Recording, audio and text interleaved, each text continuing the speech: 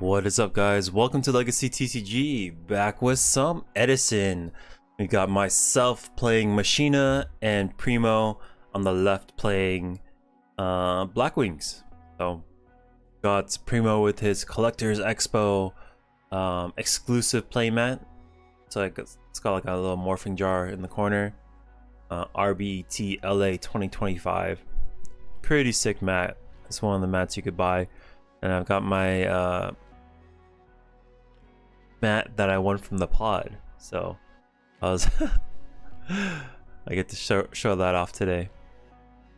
He's gonna go Sirocco into Gale, Synchro into Stardust, anticipating a Raikou, but it is a hamster that eventually turns into a Raikou. So Stardust is a pretty good answer to deal with that. But I believe I saw Gale. Gale is a Stardust killer.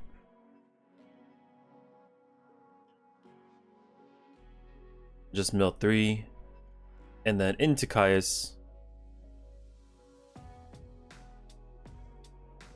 Sweet. Oh, so he goes bottomless. Activate MST on bottomless. Tribute to negate with Stardust. That way Stardust kind of like dodges the Caius effect. Very cool. So all it cost him was MST. He was going to use the bottoms anyways, and he still gets to keep Stardust. But plan B is here, Gale. And I'll attack. Deep Prison protects him, but at least he's small now, so a lot of my monsters can run over him. Attack for 1250.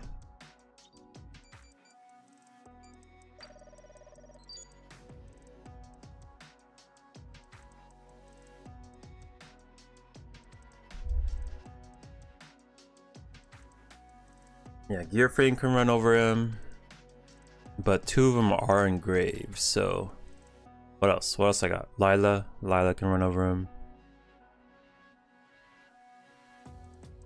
I think it's all the low to the ground monsters that I can think of. Card Trooper. We'll go Gale into, or Blizzard into Gale.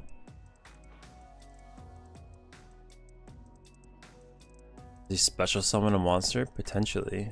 Yeah. Extend with Bora. True Nade. Okay.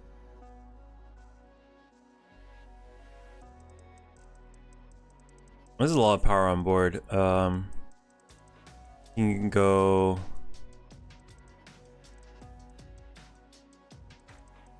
like Goyo. You can go Goyo. You can go Armwing. You can go Brio.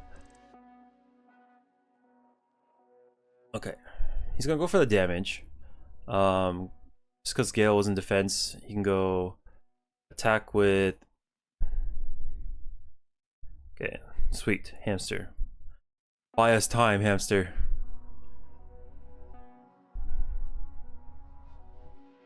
Attack with Stardust, and then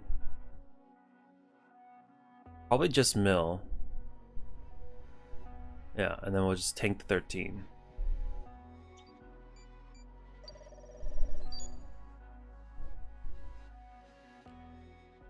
Okay, so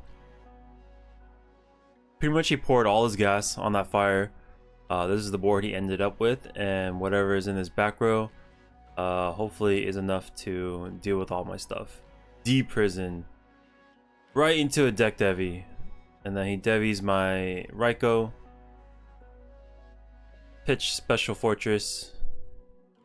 Mix up our cards a little bit. I think I had a Mirror Force down there. So my next 3 turns do get devastated, but most of my small stuff got fried already, so dodge 1. Attack Stardust 1250.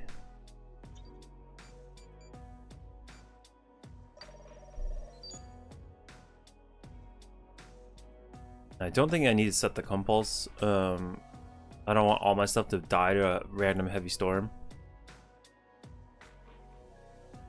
It's got Dark Arm in hand. that could be trouble.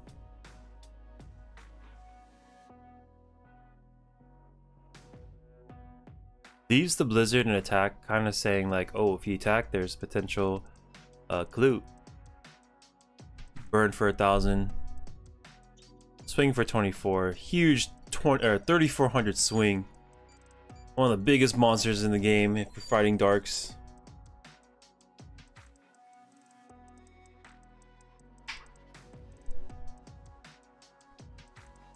And he will dust my Mirror Force. Ooh, okay, so he goes dust on swing, and then looks like I have him at 950, so I might have missed something. Crash.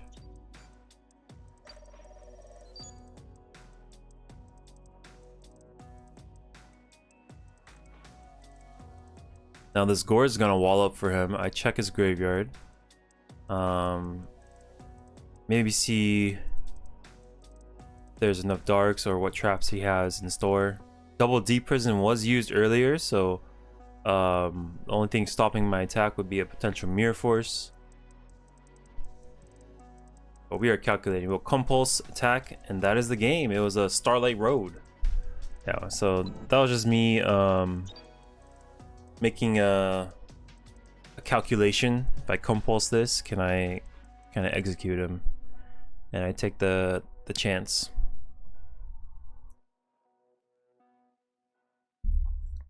Primo T set. Sweet.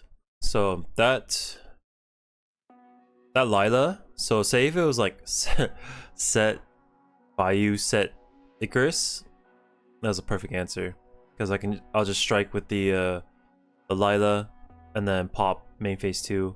By that time it was a Royal Oppression, so it essentially did the same thing. Pop his face down, and then I take 15 from this fight too. 15.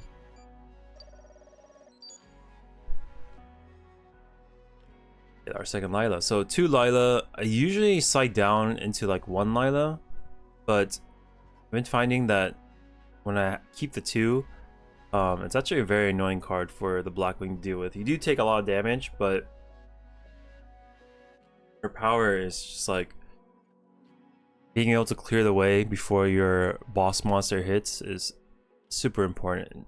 And she's just a lot faster than Raiko too, so.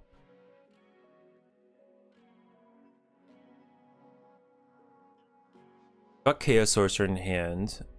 We could banish.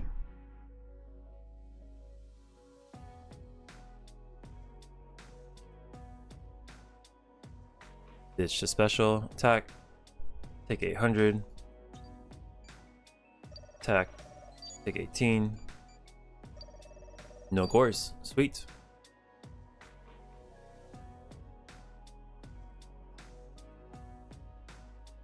It's looking pretty good for me. I guess Cyber Dragon would be kind of sad. Like that one. At least it's just a 2K because I did equip with the gear frame. This early into the game, I'm more inclined to equip it to the fortress, just because I can't deal with the 3K body. I can deal with the 2K body, but 3K is difficult. So we'll take 2. Dude, this is a lot of power. 2 and 28. Actually, he doesn't attack with 28 if I remember correctly. Yeah. So he's gotta wait till his next turn. That way he can deal with Gores.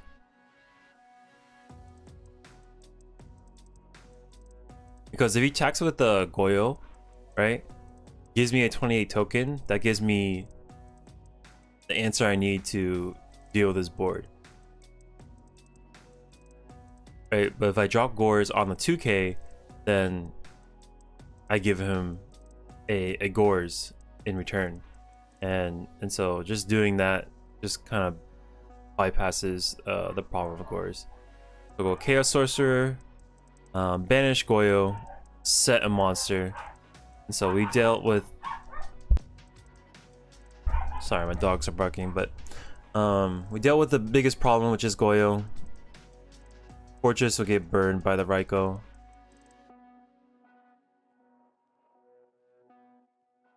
And now, like, do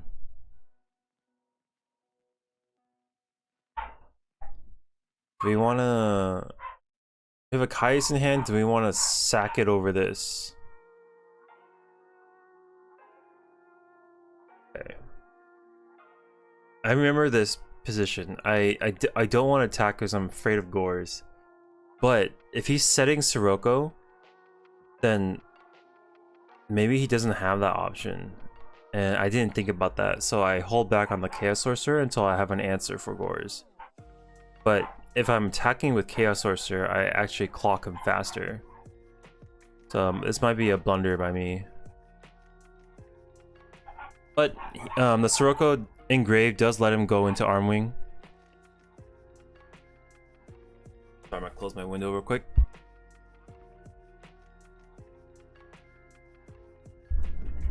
Okay. Armwing swings over Lila for 600 damage.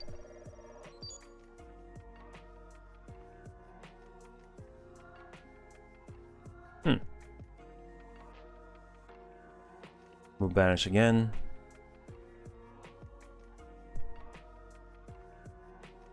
Uh-oh, he's making his move. True nade. Shrink to 1150.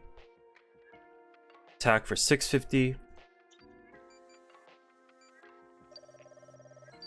Uh-oh. And I think I like just die here. I'm like very scared I'm just gonna die here. Because he can go Clute, and if he has another Clute in hand, I die. 13.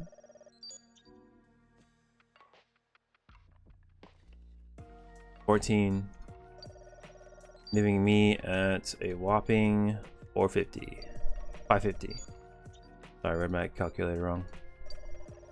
In phase 2, we go into our Armwing and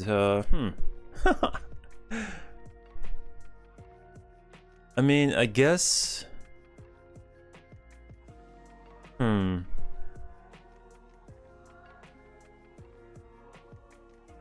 yeah, so he attacks with Clute. I have to send it back because I'm gonna die if I don't. And then he sets Icarus attack. And another monster. Compulse that.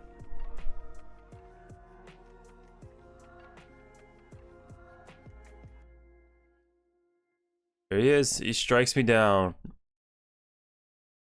My last card was like my body is a shield, so it wasn't doing me any favors.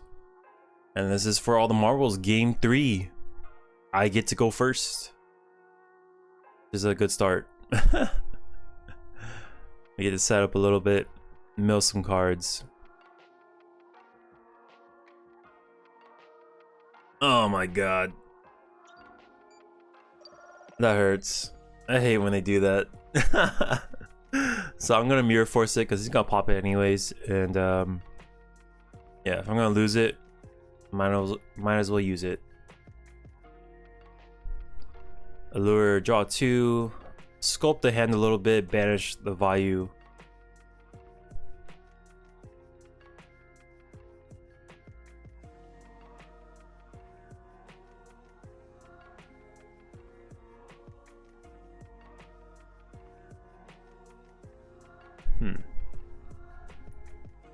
Yeah, so I was trying builds with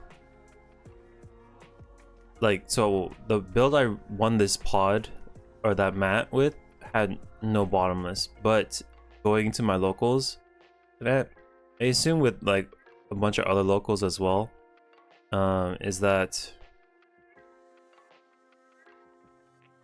there's a lot of Blackwings. Tons of Blackwings. So not having the bottomless to stop their summons is rough.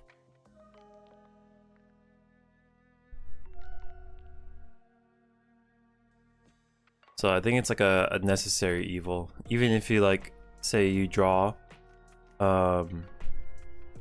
into a turn where their board is established and you draw into bottomless. Just kind of like unfortunate, but you just kind of have to work with it, I guess.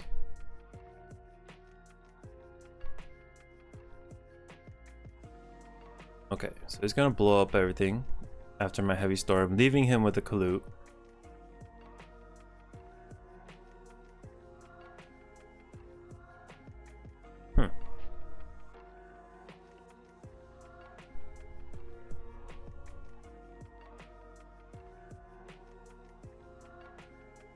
Maybe he has more tuners in hand, or he just wanted a stronger Blackwing. I'm assuming he had a tuner. Okay, Raiko will pop this Shura, and then 14 from the Kalut.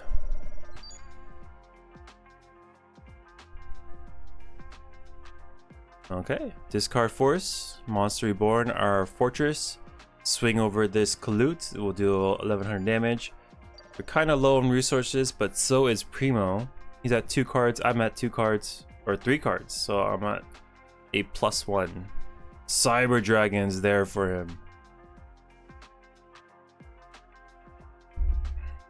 So, like a little dark hole with a stick on the other side.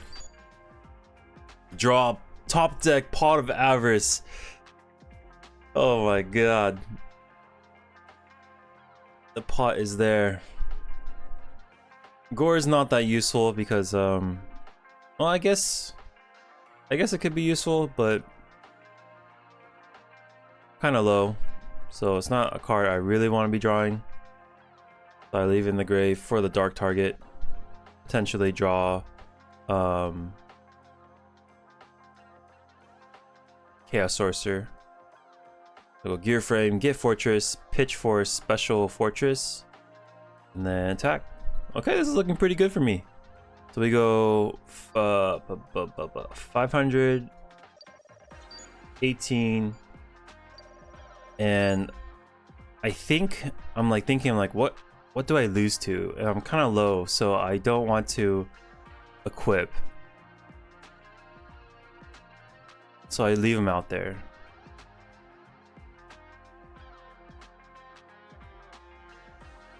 What 2 cards can beat me? You use Brain Control. So I guess it goes Sirocco, Bora. Because I'm at 19. Oh, I swapped the life points around. Oh, he swings over me for game.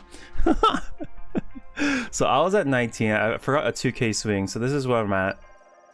And the last 2 cards in Primo's hand was Sirocco, Bora.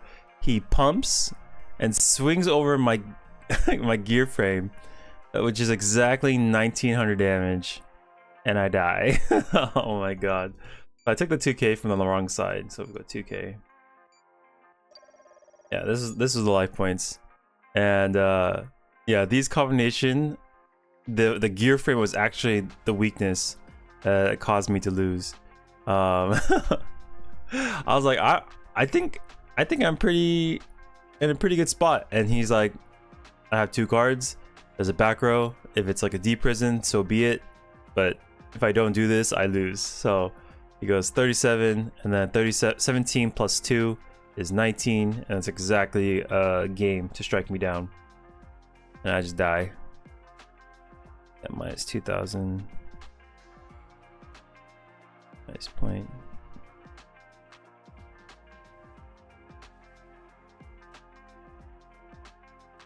How do I get here? Minus 2000 puts me at 19 to 61.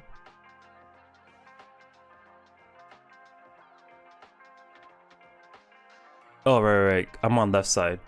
But on the video, I'm on yeah, I keep my life points on this side. That's right. Okay. That makes sense. But yeah, I did not expect this combination to kill me.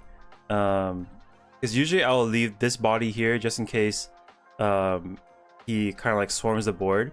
Because like if he goes Blizzard, which I think he can go. Like he goes Blizzard, right? Pitch, pitch anything, right? With Brio, and then if my gear frame is attached to Fortress, they all go, and then he strikes me for game, right?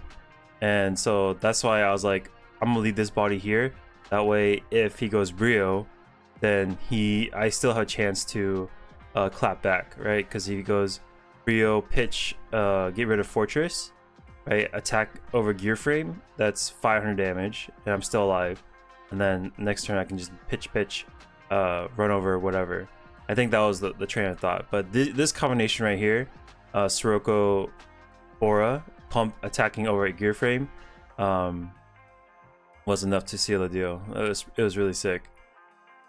But I love games with Primo. Primo's a really good player. He kind of knows how I play, so I have to kind of like change my deck around or just change the way I play. Otherwise, he's kind of like reading me like open book. Like when I set, he's like, okay, he knows what to expect. But I mean, playing this deck, there's only so many options. He's played me so many times, he kind of knows. But either way, this is a very fun match. The perfect combination of cards to run over gear frame and my remaining life points. Yeah, if you guys like the video, make sure to subscribe for more, and I will catch you on the next one. Peace.